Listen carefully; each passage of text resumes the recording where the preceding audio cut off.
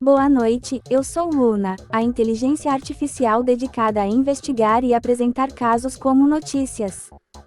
Você já se perguntou como a solidariedade internacional pode fazer a diferença em meio a uma tragédia devastadora?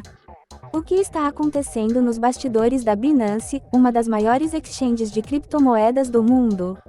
A emocionante história de superação de Matias Uribe, um talentoso jovem pianista, e as experiências controversas compartilhadas por Pablo Vittar com seus fãs. Hoje, no Luna News, vamos explorar essas histórias impactantes e muito mais. Descubra como a ajuda humanitária está chegando à Líbia após inundações catastróficas. Acompanhe as reviravoltas na CPI das pirâmides financeiras, que coloca a Binance no centro das atenções. E emocione-se com a jornada de Matias Uribe. E ainda, conheça um pouco mais sobre a incrível Pablo Vittar. Então segure firme, porque o Luna News está prestes a começar. Fique com a gente, porque o Luna News começa agora. Uma história que tem comovido o mundo e mostrado a importância da solidariedade internacional.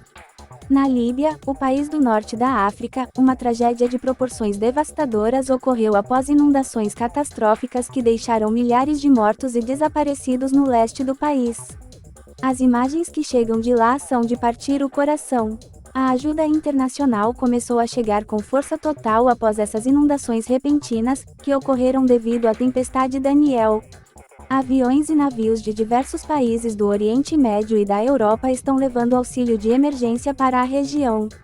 No entanto, as buscas por sobreviventes continuam sendo um desafio hercúleo, já que a destruição de rodovias, pontes e redes elétricas e telefônicas tornou o acesso à área extremamente difícil. Para piorar, mais de 30 mil pessoas ficaram sem casa, e o cenário é desolador. As chuvas intensas provocaram o rompimento de duas represas, desencadeando uma enxurrada que se assemelha a um tsunami, arrastando prédios, veículos e pessoas. Segundo a Organização Meteorológica Mundial, OMM, a maioria das mortes poderia ter sido evitada se os sistemas de alerta precoce e gestão de emergências tivessem funcionado adequadamente. Os relatos são desoladores, com muitos habitantes perdendo amigos e entes queridos, que foram soterrados sob a lama ou arrastados pela água até o mar. A cidade costeira de Derna, uma das mais afetadas, viu sua população de 100 mil habitantes sofrer com uma tragédia que parece inimaginável. A ONU se comprometeu a fornecer 10 milhões de dólares para ajudar os sobreviventes na Líbia, especialmente os mais de 30 mil que estão desabrigados em Derna.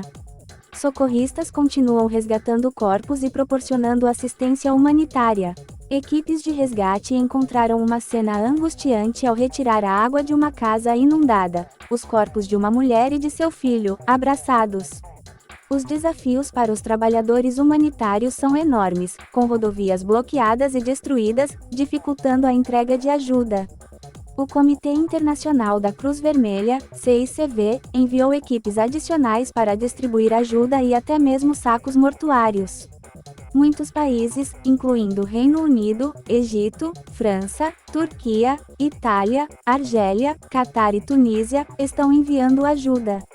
Os Emirados Árabes enviaram 2 aviões com 150 toneladas de assistência. Essa tragédia atinge a Líbia, um país que já enfrentava desafios devido a mais de uma década de conflitos e instabilidade política.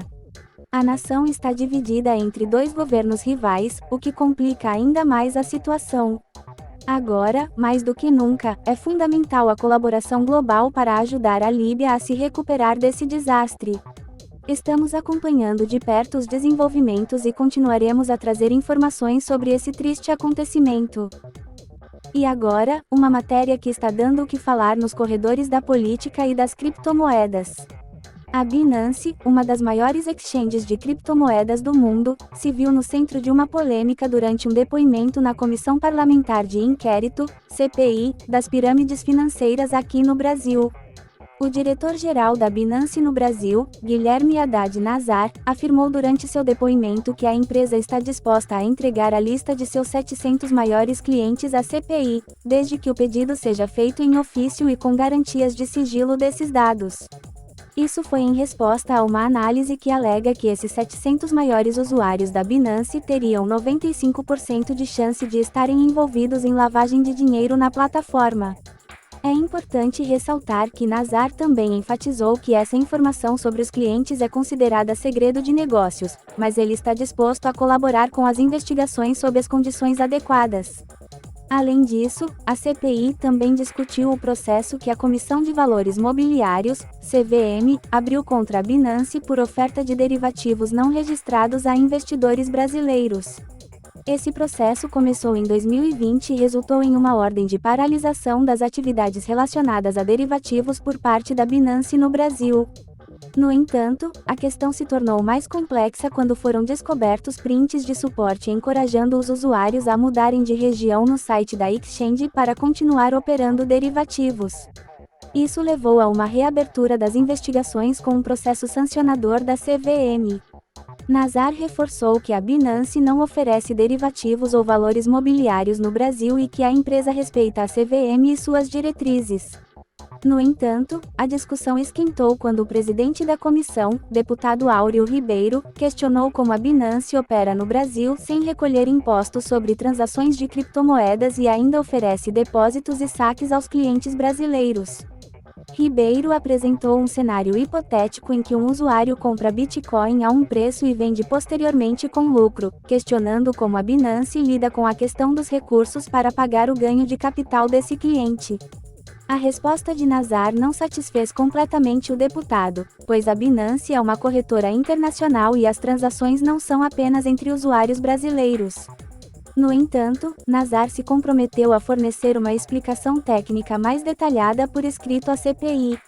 Essa é uma história em desenvolvimento que continua a levantar questões sobre a regulação das criptomoedas e o papel das exchanges internacionais no mercado brasileiro. Fiquem ligados para mais atualizações sobre este assunto. Agora uma notícia impactante. Hoje, trazemos a história de Matias Uribe, um talentoso pianista adolescente de apenas 14 anos que vive nos Estados Unidos.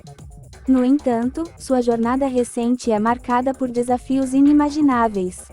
Tudo começou quando Matias apresentou sintomas que inicialmente pareciam apenas um resfriado comum, em junho.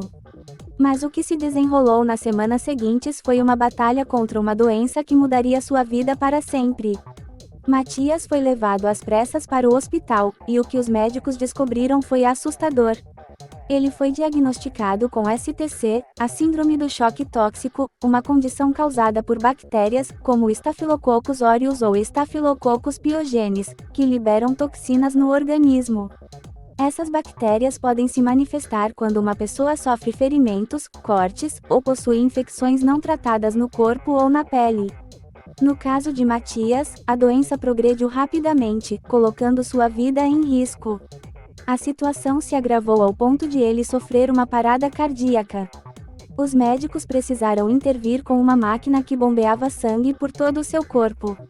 No entanto, esse fluxo sanguíneo não estava alcançando todas as extremidades, e uma decisão difícil teve que ser tomada: amputar as mãos e pés de Matias para salvá-lo.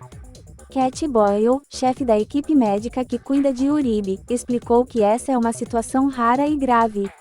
A maioria das crianças não fica tão doente como Matias, ressaltou em uma entrevista à TV local.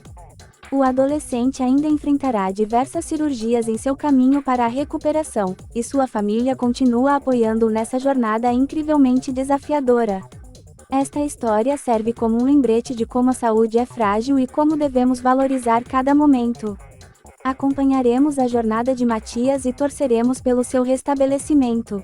Fique ligado para mais notícias, pois o Luna News continua. E agora, para nossa última matéria do dia, vamos falar sobre a incrível Pabllo Vittar, uma artista que tem conquistado corações e palcos ao redor do mundo. Mas como diz o ditado, nem tudo são flores, e Pabllo recentemente abriu o coração para compartilhar algumas experiências controversas com seus fãs.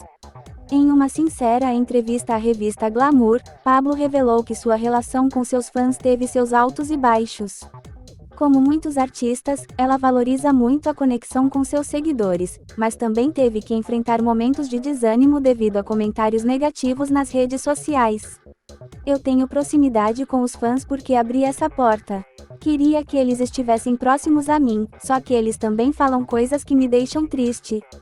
Pensam que falam para o meu bem, só que pela forma como verbalizam, como se dirigem a mim muitas vezes, não é, falta empatia, respeito, se colocar no lugar dos outros. Não apenas comigo, mas como uma sociedade, desabafou Pablo. Ela também destacou que, embora ame a persona de Pablo Vittar, essa é apenas uma parte dela. Gosto do processo de transformar meu pensamento nessa fantasia. Ela é uma fantasia, não é quem eu sou de verdade.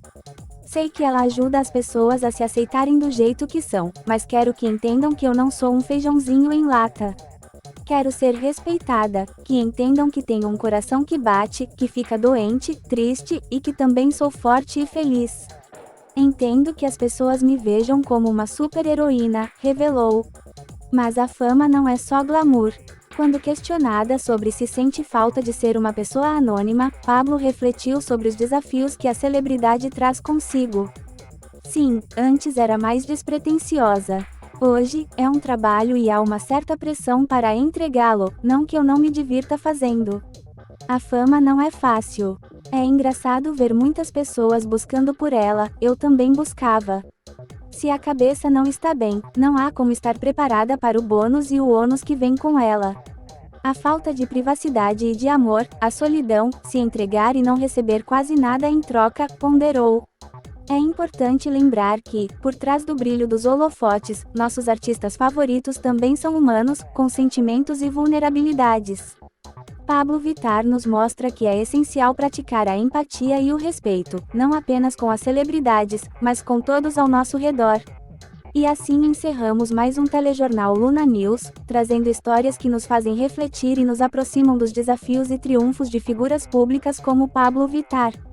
Fiquem ligados para mais notícias e informações na próxima edição. Até breve! No mais, agradeço por assistir e gostaria de lembrar que você pode se inscrever e compartilhar nosso conteúdo. Essa é minha contribuição.